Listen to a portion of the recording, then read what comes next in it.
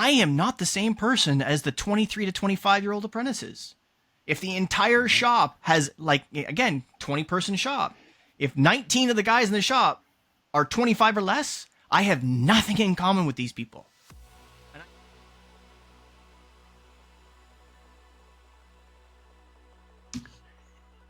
Hey folks, welcome back to the Wrench Turners podcast, the show that's about improving the life, well-being, and productivity of mechanics everywhere. I'm your host, Mr. Joshua Taylor, founder of WrenchTurners.online. Now, today is a special episode. I get to have two awesome humans on the show with me at the same time. On today's show, I get to talk with Corey Smith, National Fixed Operations Training Manager, and Brandon Malicoate, the Business Income Development and Planning Manager for National Auto Care, the APCO Holdings brand. On today's show, we get into a whole lot of stuff. Some stuff we didn't get to air. But on today's episode, we talk about how the radio is key to training. And I don't mean the one with the knob on the dial. I'm talking about the one on the other end. The talking, the doing the radio thing. 2, process. Just like in real estate, location. Automotive, success. Process. And 3, mentorship and gratitude. Let's get into it. Corey, Tell us what got you into automotive, good sir.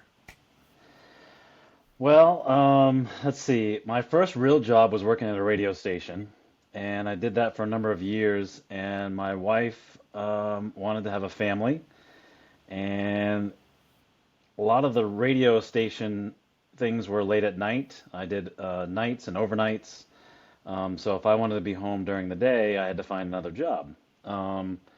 Living where we lived, the radio market was great, but my second love is cars. I love automotive, so I went to a dealership and they hired me to be in their service department, and the rest I do dare say is history. That's how I got into it. Awesome. And nobody could have told that. Nobody, after listening to all of your own podcasts and your shows, nobody could have suspected that you were in radio at all. The perfect radio voice, enunciation, clear, makes you a great trainer. Like, it makes you a great trainer because you can get through everything's easy peasy, and you can sort through things. And folks know that I am not, and did not grow up in radio. I'm learning this as I go. I'm just a guy learning all this tech stuff and podcasting stuff and so on and so forth. Brandon, tell the folks, what is it that got you into automotive? Simple. My wife told me that she wanted to see me more, and I was in radio, and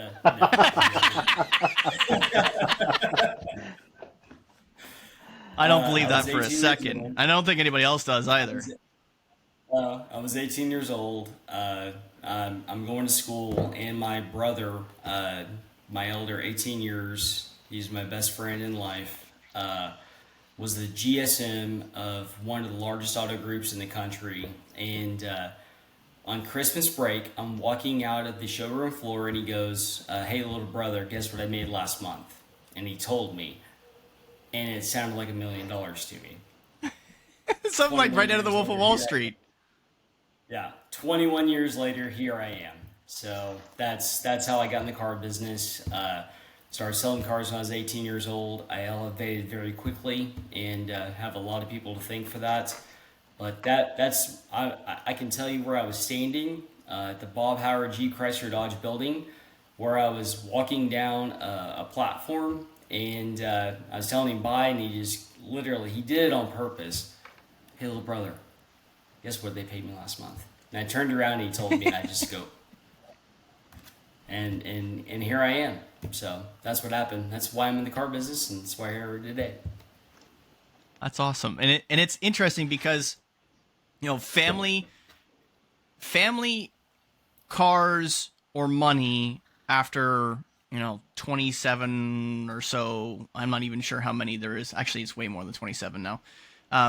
So many guests on the show have different stories of how they got to that point, but it always seems to come down to those one of three things. Either family is in automotive, the realization that you can make a lot of money in automotive, whether you're behind the bench, behind the desk, or out front selling cars, you could make a lot of money doing this. You have a lot of training and certifications and education experience that you need to go through to get there. But you can when you put in the hard work. And one's family, one of you is family, one of you is money, and I'm cars. So all three on the board. Awesome. Awesome. So Corey, what was the first store you were in? Like, what brand? It was a Chrysler Jeep Dodge store. My boss who hired me was a fan of mine at the radio station, and so he was very eager to train me. So I didn't know. I mean, I knew enough to be dangerous, but I didn't understand the mechanics of cars, right? I knew the sales part of it. I'd like to say I'm pretty good at talking and selling, the maintenances. I was really good with that. So he put me on the Jeep side and not the Dodge side. Thank goodness, because the Jeep customers were a lot nicer to me when I didn't really know what I was talking about. And I just put those three things together. We're all Mopar starts. I started in a CDJR here in not too far from here at a local Chrysler store. Store was owned by Daryl Sly, and his family still owns it to this day. And they owned it I believe he bought it many years ago, somewhere in the neighborhood of 40 years ago. But we all started in a Mopar store. That's awesome. I just put those three things together. That's kind of cool. So what was your, Corey, what was your first year selling Jeeps like? So working in the service department, I had to really understand scheduling. I didn't understand how to really schedule, and they didn't have a process, nor did I really. I just kind of winging it. It was winging it at that point. But I remember writing up two Grand Cherokees. They were both red, and one was in for an oil change and tire rotation. The other one was in for a 30K. I didn't verify the VINs. I wrote them up real quick. You know where this is going, right? Yeah. I dispatched them. The one that was in for a 30K got an oil change and tire rotation. Uh-huh. The one that was in for a 30K, one was in for an oil change and tire rotation, got a 30K. So needless to say, the one for an oil change and tire rotation that got a 30K was super happy because he didn't have to pay for it. My bad, right? And I never did that again. And Gary was really supportive. He's like, listen, everybody makes this mistake. Just learn from it. What are you going to do next time? I'm like, I'm going to verify the VINs next time, right? And that really taught me a lot. And he was really very influential in my career to really stay there and to work with that brand and to really understand maintaining the vehicle and talking to the customer in a way that they would understand what I'm talking about. He would marvel at the fact that I would tell the technician, go ahead and do that $2,000 repair, and I didn't call the customer. The customer would come pick up, and I'd tell them exactly what we did and how much money they saved, and they wouldn't be stranded on the side of the road, none of that stuff. And the customer would shake my hand, say, thank you so much for taking care of my vehicle, pay the bill, and leave. Happier than anything. And come back. And come back. He was so surprised. He's like, nobody I've ever witnessed do that, but you get away with it. How? I was like, I don't know. I'm definitely not cute. I have a face for radio, right? So I don't know. Well, I got lucky. will say, hearing you say that sounds familiar to what my first year on the desk was like, going from technician to service advisor. And it took me about 90 days to kind of really find my feet, because I felt like I had a lot to prove in that first 90 days, because a lot of my peers at the time, people who I thought were friends, were telling me, you'll never make it. You're not going to make any money on the desk. You should stay a technician and make way more money as a technician. And you haven't got the aptitude. You're too stupid. You're too dumb, whatever. And in the first 90 days, I felt like that, right? But when I found my feet and I realized that when you treat people like people, and you don't treat them like wallets, and you treat them in kind of the way that you want to treat your grandmother. You want people to treat your grandmother. They spend money, right? They don't question it. They trust it because you're being genuine. And I think that's one of the things that draws me to you so often, Corey, is that you're a genuine person. Like there's no bullshit. There's no, you are what you are, period. So I'm appreciative of that, and it's interesting that that's how that comes across. Brandon, Yeah. what without having too much pressure on you, what was your first year like? I worked for my brother, worked for family. So my father owned dealerships. I was adopted at birth. But when I was adopted, I was brought right in. My brother, 18 years older than me, he was in Malicoate, and we have a family saying, "Shake a hand, make a friend, treat somebody like you want to be treated. Everything else will take care of itself." I did training for 10 years at AMI, and that the joke was, if I ever pass away and you guys are at my graveside, that is going to be on my tombstone, and that God is my witness is the truth. Shake a hand, make a friend, treat somebody else like you want to be treated. Everything else take care of itself. Sorry to stutter. It's emotional for me to say that. With that said, the first year was a nightmare. With that said, I'll share with you two things. First, my first car sale, when I first walked out on the point, that's where you walked out to, and it was a coach. So I've gone through all this training, right? They've taught me all the Joe Verdes and all the Grant Cardones. I'm watching all this VHS tapes. VHS, right, guys? Like, Oh my God. And I'm on the point. I'm wearing my leather jacket. I'm 18 years old, and it was a coach from 7 miles away that recognized me. And he was like, "You're selling cars?" I'm like, "Just go along with it, man." And I watched my brother, walk in. He closed it down for me, but my brother had a process. Group 1 had a process. Bob Howard had a process. Second car deal, they come out of the box, we deliver it. I'm like, "Oh my God, I made so much money." Second deal walks in. I meet the customer, I shake their hand. It's a process, right? I follow the process. Second car deal, I call my best friend. I'm like, "Oh my God, I just made $352 in commission." It's a process. I broke the process. I missed my hat trick, my very first day selling cars. I broke the process. I bypassed on the trade. I got the trade appraisal back, and I tried to work the used car manager because I'm new and I've sold 2 cars. I'm smarter than everybody, and I learned real quick when the customer went the other way and left. I'm like, "You're supposed to buy the car. What happened?" That a process is everything. So, anyways, that's a little bit about the first part of it. For me, with that said, I lost track of your first question. You're gonna have to cut this. No worries, no cuts necessary, buddy. What was your first year like? So far, we've got that sold everything's a 2 cars. Easy process. enough. You sold 2 cars, and on the Yes, third I'm- one, you screwed pooch. I'll screw the pooch on the third one, right? So the first year, I'm trying to prove myself to my brother, right, and everybody else. So I'm killing myself. I'm there every single day, 6 days a week. I'm not missing days off, and it was.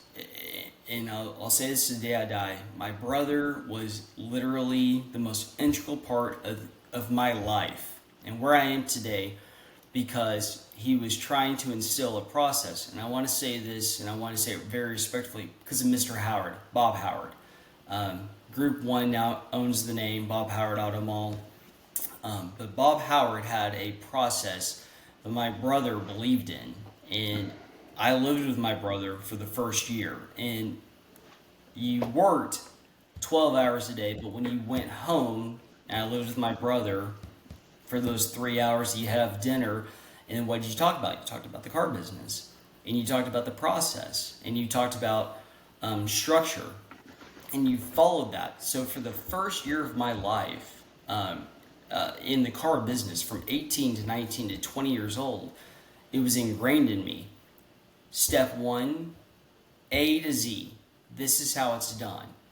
And you don't, if you stray a little bit left or right, maybe it works out, but for the most part, it never will. And my brother was just so integral and just reining me back in every time. I'd be like, I'm gonna pass on this deal, and he'd be like, hey buddy, come here. No, you're not gonna pass on that deal. You strayed, and he would just like rein me in. Again, I can't stress enough how much that man meant to me. But he ingrained the fact that, and this is why I love Corey Smith, is that there's got to be a process in place. You have to follow it A to Z. And for it not to fail, you have to be bought in. And I was bought in with my brother. The team, there was 15 of us. When I was a salesperson, I was the green pea of the guys. And they're still my friends today. There were 15, 16 of us. We were all bought in. Every single one of us. We were the top in the region. We were one of the tops in the nation. And the reason why is because we were bought into that process. That, and we were scared to death of my brother. So that's just... So it sounds like your first year was day after day after day of nonstop coaching a process, which from both sides of that coin is a very good thing, because you learn you learned the process, what that specific process is. We're not going to go into the process today because that sounds like it's a year education on its own. National Auto Care. Right. What I will say is having that whole first year with your brother, learning day in, day out, and learning something that I've recently, not recently, I keep saying recently like it was yesterday, but this is like years ago, reading and learning from people who teach and lead high performance teams. And I reiterate Jocko Willink, discipline equals freedom. And discipline to the process equals freedom. So when you get into the mindset that, you sold 2 cars and now you know everything, you're varying from the process. Yes, we can have our own mindsets. Yes, we can have our own, kind of slight variations to certain things, but as long as you follow the process, and it allows us to be free in other areas. You can be yourself as long as you're doing each step. Like there's the handshake as part of the process, it's going to be your handshake. It's going to be your face. It's going to be your smile. It's going to be your candor and tone and enunciation and how you go about things. But it's still following the process, right? And we do that in service. We do that in sales. We do that in parts. Everybody has a process that they need to follow. And that's awesome to hear that it was ingrained in you every single day by your brother. That's awesome. Now, lots of time has passed since then. Not to make you feel old, the two of you, but lots of time has passed since that first Chrysler store for both of you. Corey, what's happened since then that has transpired? What are the key points since then that has transpired to get you to be the, working for National Auto Care as a trainer for service advisors? Wow, that's a lot to unpack, but that's an excellent question. So I worked at that Chrysler store for a number of years and went on to stay with the group was called Lee Automall, and I worked for their Toyota store and their Cadillac store. But then I got this really good offer from this other dealership called Summit Automotive Group out of Colorado. They bought a series of stores in the Maine market called Berlin City, and I jumped at it. Obviously, I just had new kids. It was a lot more money than I was making. Gary was great. He said, listen, you're not going to get paid that here. Go do it, right? My first day there, they don't have a process. It's a new DMS. I'm like, I can't do it. I want to come back. And he's like, give it a couple weeks. If you still feel that way, I'll take you back. That is I have to stop you for a second. There is there is so much love that I have for this man that I have never met already. Somebody who is willing to say, I'm not able to do that here. I wish you all the best, all the support, all the love. If it doesn't work out, come on back. We'll take you back. I've got no hard feelings, no ill will. I want you to do the best for you and your family. That is a level of de-stressing, de-anxiety. Like, that's an amazing leader. Yeah, he was the reason why I stayed in the car business, and so after a couple weeks, internally I came up with my own process. I went home and wrote it down and almost treated it like a radio show, right? So when I had my radio show, I had a clock, and everything had to be done at certain times. The legal ID had to be played at the top of the hour. Commercials had to be played 15 minutes after the hour, and then 20 minutes before the top of the hour. And in between that, I had talking breaks. So now I have this clock that I'm looking at because as advisors, we're selling time, right? So I got to understand time. So that's where that's what inlined my process. And I worked my pay plan, and I actually made so much more money doing this that the dealership throughout my course from 2008 to 2016, I worked at the same dealership. They changed my pay plan 16 times. Oh my God. And I still kept crushing it because I had my own internal process and I maximized what they gave me as a pay plan. So fast forward to 2016, my kids were getting older. I truly wanted to do something different. I've been a service manager, a fixed ops director, assistant service manager, lead service advisor. I didn't want to go back and be a service manager. I wanted to do something different, and I wanted to get out of the retail side of it and see what it was like being on the other side of the coin. So that's when I started my fluid business. And in doing the fluid business, selling fluids to auto dealerships and training along with those fluids, I learned that I really like training.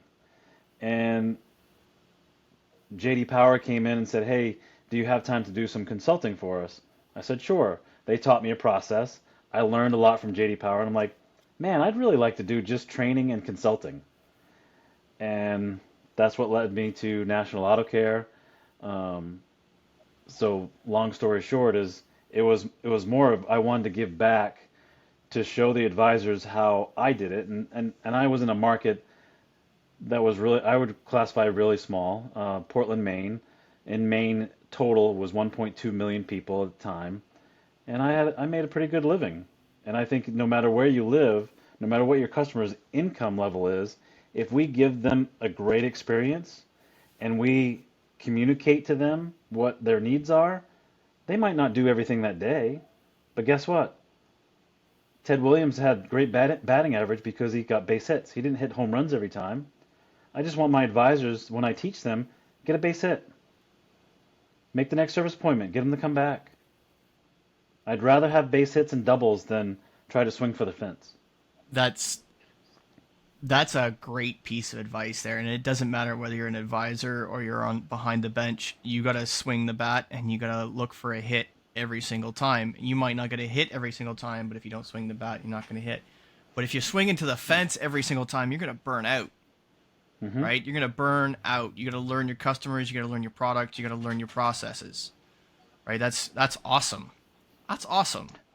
That was the one thing I really enjoyed is that I wanted to know what the cars were due for, and my whole mantra has always been preparation equals control. So if I'm prepared for tomorrow's business today, I'm more apt to walk around and talk to Mrs. Jones about, hey, I took time out of my day yesterday to look over your history. Here's what I found, right? But behind the scenes, I paid a technician to make this big book of maintenances that were due on every single vehicle that we had coming in. And I studied it. Nice. Nice. Nice. I don't think too many folks get that level of preparation and understand what it takes to get there. And I think, there are processes in place in some of the stores that I've been into. There's only one store that I've ever been into, sorry, two stores that I've ever worked in that had that level of desire for that kind of preparation. The Chrysler store where I was an advisor, one of the service managers that was my leader was going out of his way to try and prepare us for that. He would give us weekly homework and like, sorry, not weekly, monthly homework, where we would have to like, how do you look up this labor operation for this warranty repair on this vehicle of this model year, and tell me what it is, and tell me what it is that the technician needs to do in order to accomplish it, so that we ensure we get paid the most for the repair. So it was full research and development on that. And then what he did at the end of it, because he was doing his own preparation through us by delegation. So we were doing the homework, we were learning it, but what it did is we were building him labor operation formats. So he made he had an entire Excel book of his own where he would go in that he could search. So the repair, it would be a repair, like a troubleshoot, a repair item, say engine noise, whatever the case may be, and he had them separated by noises, and then there'd be a labor operations sets of codes and a story that would go along with it that he would use to verify that everything was on the repair order for that repair. So if he saw that come through the shop, he'd go to his book or his Excel sheet, as it were. He'd look through his notes. If it was there, he'd reference it. So he'd go before he closed the work order to go to the warranty clerk, because then the warranty clerk didn't have to have any issues reviewing it, because he'd put a little check mark on it on the hard copy before it went up. It's like, I've checked this, I verified this. This is a good repair. This is a good story. This is the right labor ops. So there you'd get like an engine repair, which, typical service manager, labor ops, I know if I'm reviewing a labor operation on a work order for an engine repair, I'm spending probably 20 minutes reviewing it, making sure it's bloody right. Because the last thing I need is an $8,000, $10,000, $20,000 repair coming back and being reviewed real quick. I want it right the first time. So having that level of preparation was key. But it taught me as an advisor what I need to do to research, and what it taught me is going down the road as a future potential leader, that is the level of preparation required in order to be a high value leader.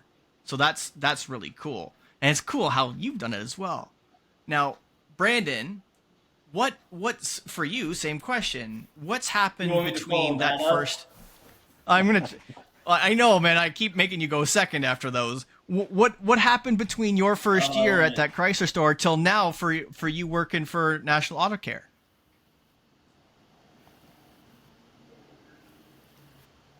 Oh. I'll keep it quick. I excelled quickly. Had a couple of people that really believed in me. I excelled into the finance office. Was at the top of Group 1 of the region. Excelled from there. As 23, I managed a desk for one of the top G Chrysler Dodge dealers in the region.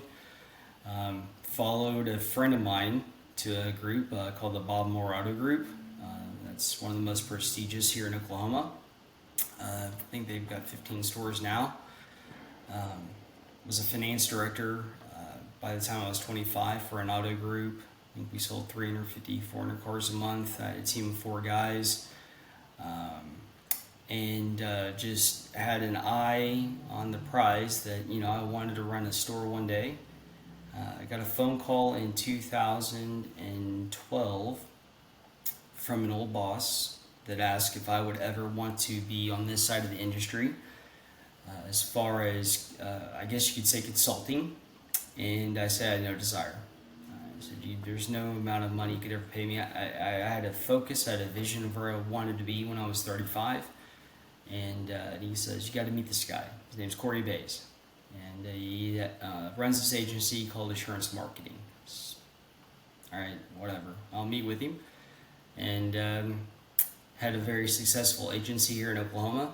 And there's a couple of guys that worked there that I knew. Met with him and fell in love with the guy.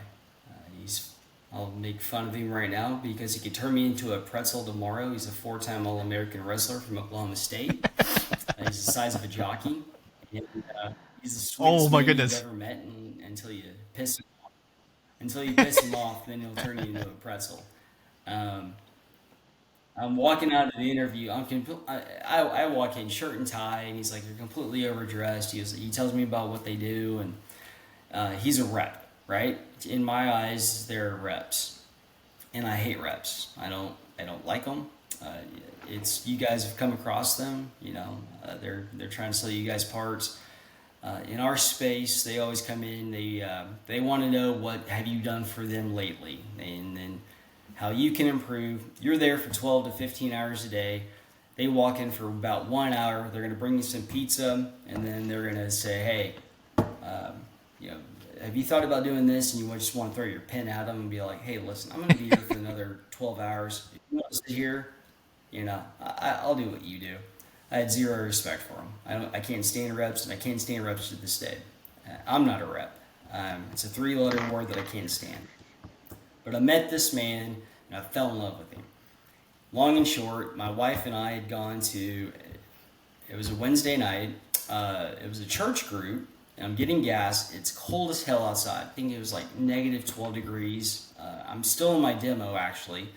It was a Subaru Outback. I'm getting gas. He calls, and I missed the call. And so I finished getting gas. I get back in the car. My wife's like, "Hey, Corey called." I said, "Okay." Mind you, Corey had also asked to interview my wife, which has never happened to me in my life. Any boss had ever said, "Hey, I'd like to interview your significant other about, whether this is the right place for you." And I'm like, "What are you talking about?" He offers me about 50% less than I've ever made in my entire life, and says, "But hey, there's a lot of upside." I get off the phone, and I'm retail minded, right? We're all worried about our money. And I get off the phone, I tell my wife, and she goes, "Take the job." I said, "Well," and she's like, "Well, if you're as good as you think you are, you'll be just fine." 11 years later, Okay. here I am. Um, I went to work for the man, and he gave me a pay plan, and it was acquisitions was a part of it. Acquisitions is something that I'm good at. I care about my dealers. Corey knows this more than anybody else. Josh, you'll learn this about me, I'm sure. I don't care about my pocketbook. I care about the people that I sign. If I'm making them money ethically, doesn't matter how it comes, ethically. Not just from the variable side, not from a finance side, because that's what we're known as is, work with finance departments, compliance, practices, and running a number. That's our, that's our space. I'm more worried about holistically what can we make for a dealer not from just from recruiting, from sales, ethical people from sales, good management practices, good F&I practices, making money ethically, and then taking it one step further, because we are in a space with other companies that we compete against every single day that look at dealers in their eye and say, "I can provide you three things. I can provide you recruiting, I can provide you F&I numbers, and I can provide you training." Well, what's that mean? Well, but if I can look a dealer in the eye and say, I can also provide you training in a space that no one else does. We have competition that says they have it, but they don't. In the fixed operations era, in a fixed space, we can actually put money on the bottom line. That is my goal in life. It's been my number one Awesome. goal ever since I came to this side of the industry. I work retail hours. Corey will tell you, Corey is as workaholic as I am. I am obsessed with it. I will probably die a young death because of it, but I believe that people that do what I do, what Corey does, and other people with me, my team, is not to go in there and consult. It is to put money on the bottom line of our dealers. Period. End of story. If they're in the black in all spaces and their financials healthy, then guess what? One, we're not going to get Beauty. fired. Beauty. And then two, it's they're going to ring the bell for us, and that's the mission I've been on for the last 11 years since I went to work for Corey Bays. Obviously, it's evolved into this. We sold to National Auto Care 2 years ago. I thought it was the greatest thing Corey Bays ever did. Not because he wasn't a bad leader, but it's what he needed to do necessary for us. It was kind of a launch pad for us to like, for the technology, the amount of capital that was around us to just he saw a nucleus in our office that could help National Auto Care just take it to a whole nother level. And as cliche as that is to say, that's what I believed in when he did it. And some of us around that off when you're told one day, hey, we sold, and there's a bunch of you at an oval, and you're like, this is exciting. And you've got It's friends amazing. in the alley, and others going, "Oh my God, what just happened?" You're just like, "Oh my God, he just did the best thing for us." And then it was like 3 months later, I met Corey Smith. I'm like, "Oh my God, this is amazing. This is like a whole nother just in our tool chest that we can just go out there and beat the banner to be the freaking best that we can be in the industry." That's what excites me, and that's what's happened from the first year. You just asked me about Joshua, about being that salesperson. Those processes my brother instilled in me, and not to mention kicked my ass to get to where I am today. And then people like Corey Bays taking just, myself. I'm not perfect by any stretch of the imagination, but molding me into what I am today. And then having the foresight to do what he did to just grow this company. We believe we're a part of this company, and that we're going to take it to, I hate this cliche, but it is, to a whole new level. I mean, we have competition out there on the day-to-day, the things they can compete with us, and I will look you in the eye and tell you they have nothing on us. They can't compete with us. They don't have the wherewithal. They don't have the work ethic, and they sure as hell don't have the brain power that man sitting right in the middle of the screen I'm looking at has, to do what we do. And that's why I'm so proud of this company and so proud of being side by side with that man every single day. Corey's amazing, Wow. and I think gratitude around for the folks that have mentored. I think in this circumstance, I think all three of us are grateful for the mentors that we've had over the last 20 plus years.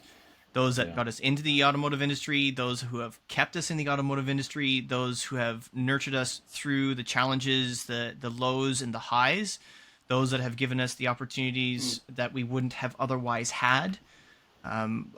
Every day I'm reminded, my first shop foreman, Rob Mackay, he's the reason why I stayed in the industry, because the first 6 months to a year of being an apprentice sucks. Like that suck to suck really comes from being an apprentice. Like it sucks to suck. Now there's exceptions to that rule, obviously. But for the most part, it sucks to suck. Your first year making mistakes and being reminded of it frequently, Brandon, by your brother, sucked to suck, but it got you where you were. Corey, your first year, like your first week, your first day, your Grand Cherokees, two reds, one's basically a $400 repair and one's an $80 repair. That could have gone completely south. That could have been very, very bad for you had you not had the kind of leader and mentor you had at the time.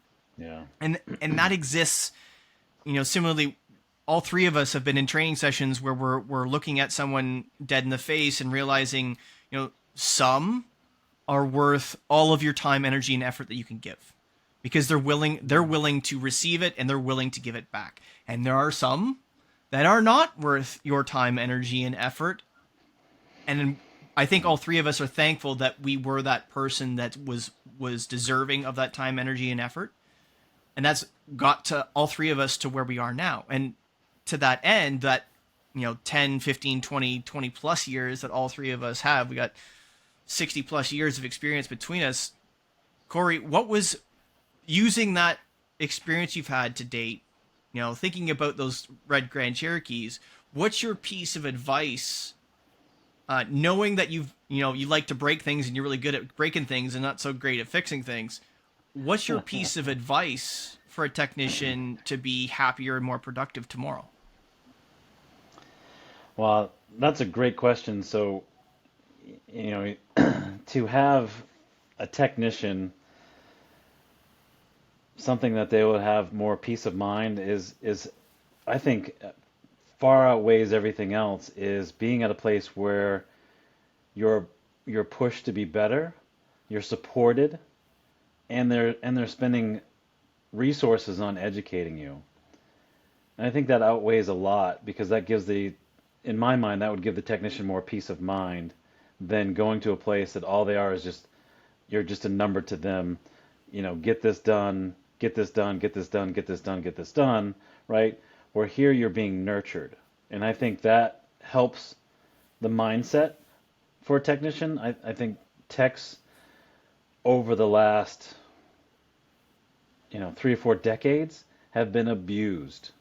And I mean abused to the sense that they are now leaving and going to other industries, and every dealer around this country is feeling the pinch because they didn't take care of them to begin with. They didn't realize that even though your name's not on the sign, technician, we value you, right? So if you're a dealer that is listening to this and you spend all your resources on sales and F&I and give them all the gold watches and all the trips and all this and all that, and the rest of your business sees that and they're not getting any of that, that's where everything butts heads. And that's the animosity. That's where I don't want to be here because I'm not being appreciated.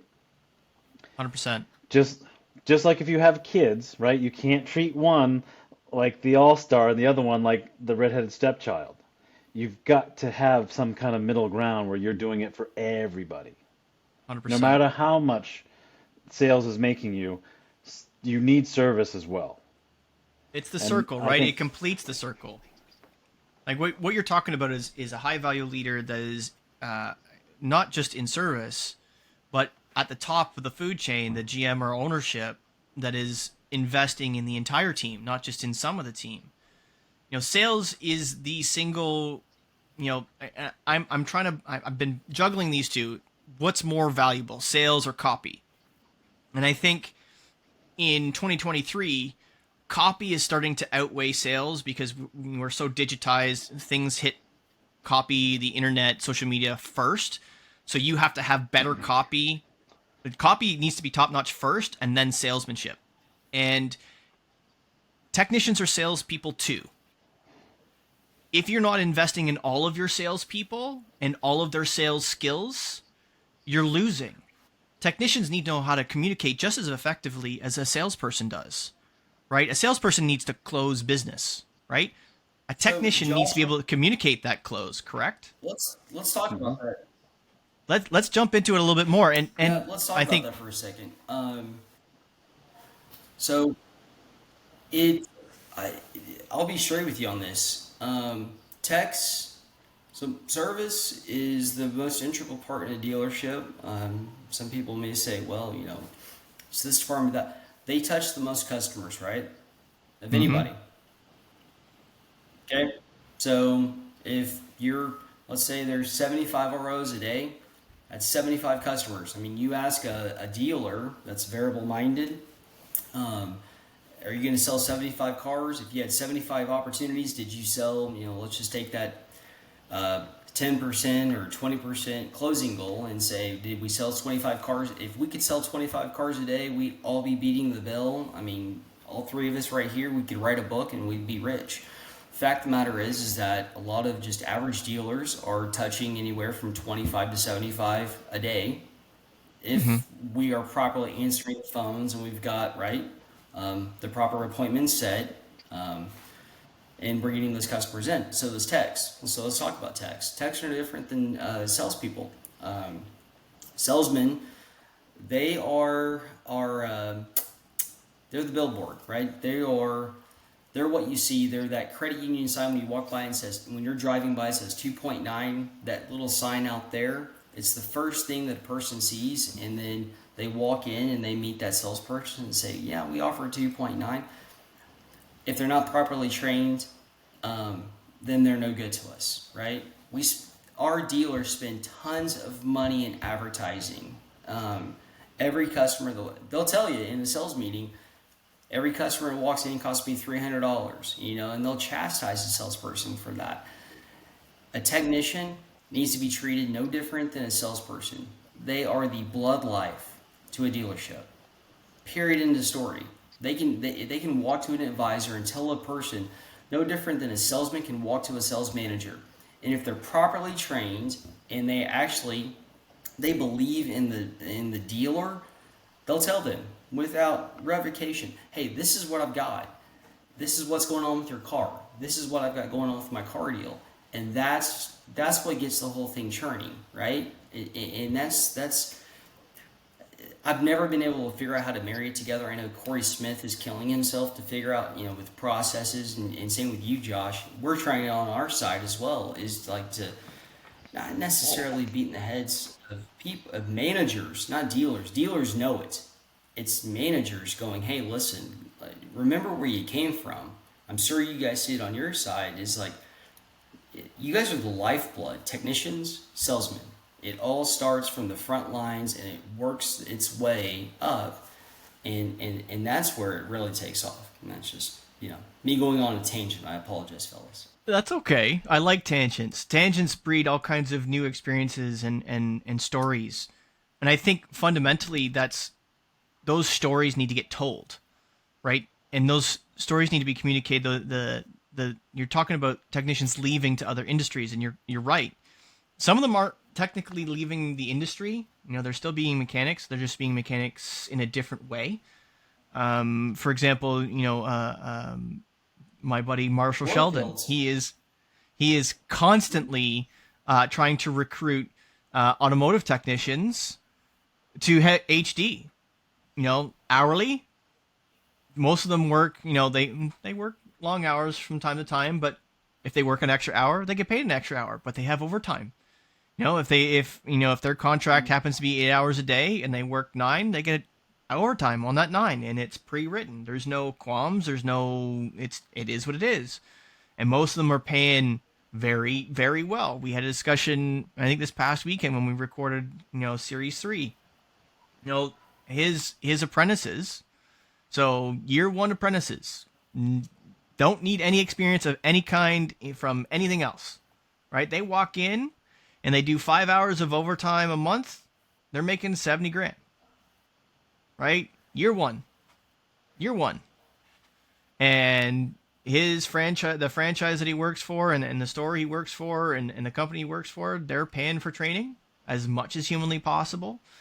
Get these folks trained up as quickly as possible. They're level 1 certified, if I recall rightly. He can quote me afterwards once he hears this, but he can change it. But after the 90 days, or before the 90 days is up, they've already got a certification. So they go in their 90-day probationary hearing, so to speak.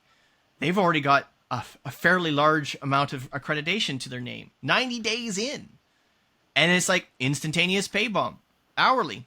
There goes to my paycheck. And I don't have to think about how much I produce because, Marshall, my mentor, my leader, is taking me out every day and showing me exactly what needs to be done to be an absolute monster turner wrenches, right?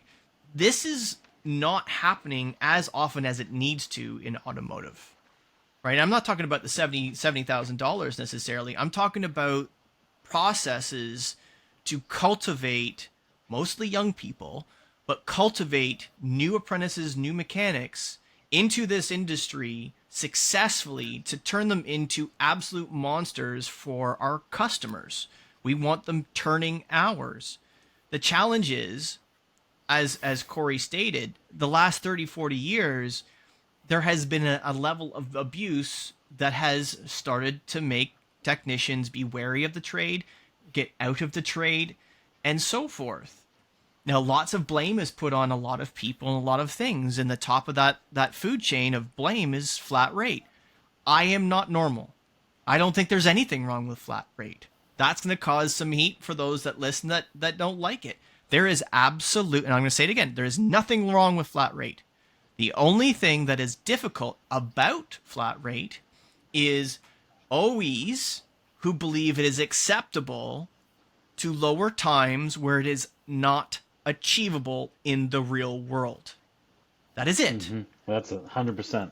The challenge is, and where I'm sure of it because I may not be that intelligent, but I have experience when you have a technician and a tool company working together, because there's some really smart tool companies out there that create systems, processes, and tools to take a 5.5 hour job to half an hour. They still get 5.5 hours. Our bottom line in FixedOPS loves that. The OE does not. They go, oh, you can do it in a half an hour? Okay, it pays a half hour now. And then the rest of the trade in that works for that brand has absolutely no idea why that's happened. None. So A, OE, potentially the G word comes into there, which you all know which word I'm talking about. And secondly, a lack of communication.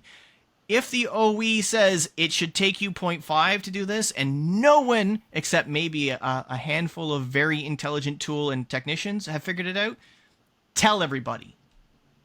Tell everybody how it's done, right? Tell everybody so that we don't lose our shirts. Awesome. It's the only trade that is governed by the manufacturer. If I'm an electrician and book time is to do this job is this, and this is how much I charge, they get paid that. Mm-hmm. The technician job is no longer sexy. You get beat on every day, your body hurts, you're spending your own money on tools, Mm-hmm. and then you have the manufacturer changing times for you, or the service manager needs to hold on to more growth, so they change their labor times, but they bump up their door rate. There has to be a level of, like you said, communication, but there also has to be a level of we need to take care of each other, right? It's everybody as a whole, the industry as a whole. Technicians used to just leave from one dealership to another. They're no longer doing that, and the future technicians are actually interviewing dealerships to see if they're a good fit for them. It's no longer all about the money. It's about, is this going to be a place where I can learn and grow? It's what I'm coaching. Fit first, find a high value leader. First thing to worry about is not pay.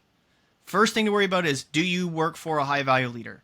The answer is yes, after you do your appropriate interview questions as a technician. And if you don't know what those questions are, I posted the interview with Zach Perko last week.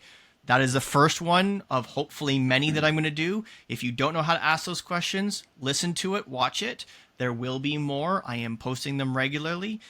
2, brand, not relevant. Brand that you work for is not relevant. 3, fit in the shop. Fit in the shop. I've said this in I think I said this with Gunnan when I was on his show Beyond the Wrench. Fit in the shop is important. You know, if you are an outdoorsman and you hunt and fish, and every possible chance you get, you're either out every weekend or, you know, you're out in the fall deer and moose hunting, and you hunt duck and you hunt goose and you're out like everything, and you're that kind of person, and you walk into a shop in the suburbs of Oklahoma, let's call it, and everyone else in the shop, I have no idea whether Oklahoma is country or city. Give me a break. I'm Canadian. It's both. But we'll have to bring you to Oklahoma, and they'll love it. 100%. But my point is, this outdoorsman that goes to work at this Chevy store, and he walks in, and there's 19 other dudes in the shop, and every single one of them is wearing a suit, and every single one of them has a brand new car, not a truck, and every single one of them listens to Panic at the Disco and not Luke Combs. Like, you're not gonna fit. That is not a good place for you. They're not your people. Yeah. If you walk into that shop, for another example, and I posted this differently previously, as a 40-year-old, I'm saying 40. My God, my kid is ingrained in it already. I'm getting old. As a almost 40-year-old man with a wife, a house, a 9-year-old, and responsibilities and a mortgage, I am not the same person as the 23 to 25-year-old apprentices. If the entire shop has, like, again, 20-person shop, if 19 of the guys in the shop are 25 or less, I have nothing in common with these people. And I haven't had any time to build rapport. And it's going to take me a minimum of 6 months to build any rapport with any of them. And if none of them have family, and none of them have long-term spouses, and none of them live locally, I'm going to have almost nothing in common with them. I'm not going to fit. So as a high value leader would never hire me for that spot. And that's my point. A high value leader would ask questions. And to your point, Brandon, you had a leader potentially hiring you and they wanted to meet your wife. They want to know what she was like, what your home life is like, what your family, what your those goals, aspirations outside of work are. Because if they aren't succinct with your work life, like if you don't have, we'll call it aspirations of grandeur, but if you don't have aspirations of grandeur, that is not necessarily the right person for someone who's wanting to be in a multi-billion-dollar industry in acquisitions, right? You're not going to be in an industry where, you're looking at 7-figure data every day. That is not, someone who wants to work a 9 to 5 doesn't do that, right? A blue collar 9 to 5 doesn't do that. They want to work their 9 to 5, and there's that. And don't take this as I'm diatribing here a bit, but don't take this as a bad thing. Somebody who is blue collar and wants to work 9 to 5, there's nothing wrong with that. We need lots and lots of those folks. We want them to be happy in their 9 to 5, and we want them to make a good living in their 9 to 5. But we want them to be happy and do that. But those two things are not the same. Fit, right? Fit. And that leads me to your question, Brandon. How would what's your piece of advice? What's your piece of advice for a technician to be happy? Not necessarily just tech. Leaders, I would disagree for a minute with you, because we have to fit, right? Like to your point, a 40-year-old walking into a 19 to 25-year-old culture, pulp culture, and you've got a saxophone maybe in hand. That shout out to John Fraser. We as leaders. We as leaders have to have the aptitude and hopefully the knowledge and characteristics to be able to adapt to our surroundings, whether it's something older or younger. I fight with this every day with our guys. If I've got somebody that's 35 years old and their manager's 56 years old and they just don't necessarily agree with each other, we need to work on learning that person's personality and somehow understanding them. It's a love language, right? Mm-hmm. And so if I'm 40 or 45 and I'm put in a situation, I had this happen to me 12 years ago with a Subaru Land Rover deal. I almost got kiboshed on the job because my personality traits at an auto group was stolen, like type A dominant personality. But I wanted this Subaru position so bad that I could taste it, because it was married to a Land Rover deal, and there's a lot of money there, both in just not sales but fixed as well, and I was going to be tied to that pay plan. Selfishly, I wanted that job, but you had to adapt to that personality, and fortunately enough, I had mentors before me that mentored me to the fact that, hey, listen, you have this personality here, and you have a dominant, you have an A pragmatic personality over here, and you have a thinker that's over here. They're going to have a notepad in hand, and you're going to think that you know everything in 2 seconds. And how do you marry those two together in 30 seconds to make a deal, or to make a friendship? Just look at it historically. Marriages, opposites attract, right? And sometimes in business, we don't necessarily look at it that way. We look at it as, if you don't have my personality, then you don't fit with me, or if I don't fit with you.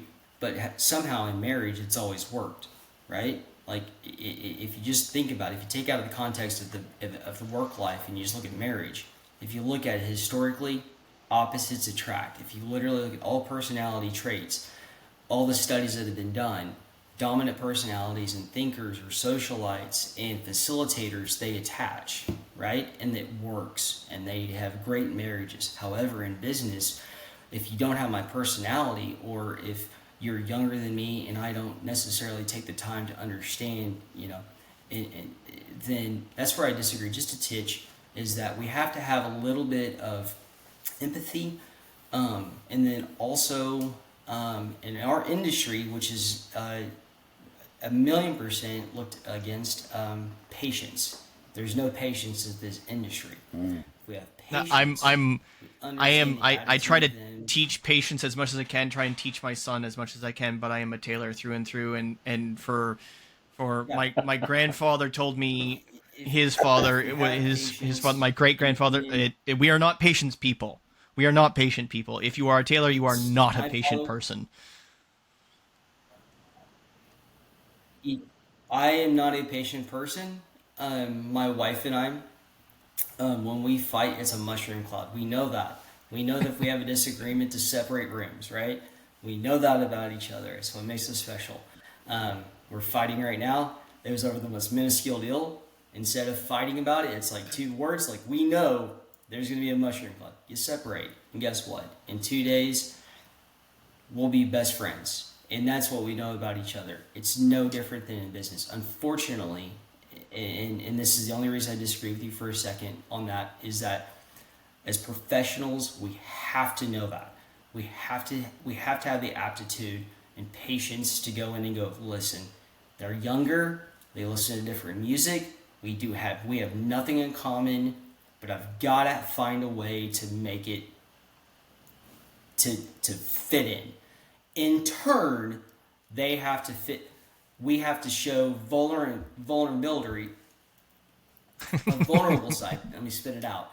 A vulnerable side of ourselves, where they go, look at this 40-year-old or 50-year-old or whatever. This gray hair over here, and again, and that's how you make one come. So I didn't mean to disagree with you there.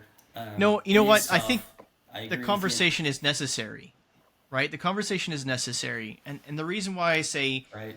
the common, and I think I agree with you, and I won't necessarily concede, but at the same time, there's a line there, and then there's a line of As you should be. concessions.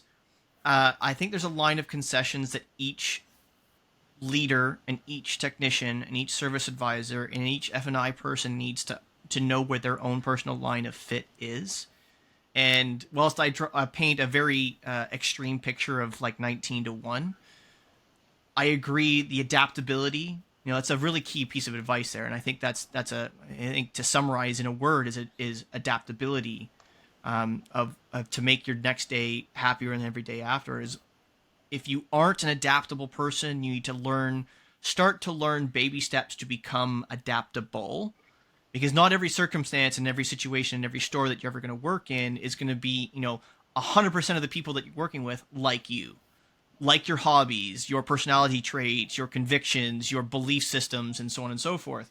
Oh They're not. no, wrenches! That's the end of another episode. Which means you need to click one of the buttons that are coming up in the following to subscribe and or share and or look at the next video and watch the next video. Make sure you're watching Wrench Turner's podcast on the next video. On the subscribe. Folks, really hope that you enjoy, get value from, and most important, subscribe. And as always, on the Wrench Turners podcast, we finish one of our one-to-one interviews with a quote. Advice is like snow. The softer it falls, the longer it dwells upon, and the deeper it sinks into the mind. Samuel Taylor Coleridge. Remember, folks, negative pushes, positive pulls, and always clean your toys before you put them away.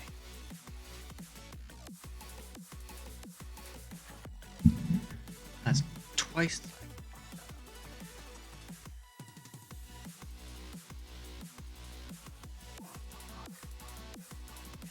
Fuck me.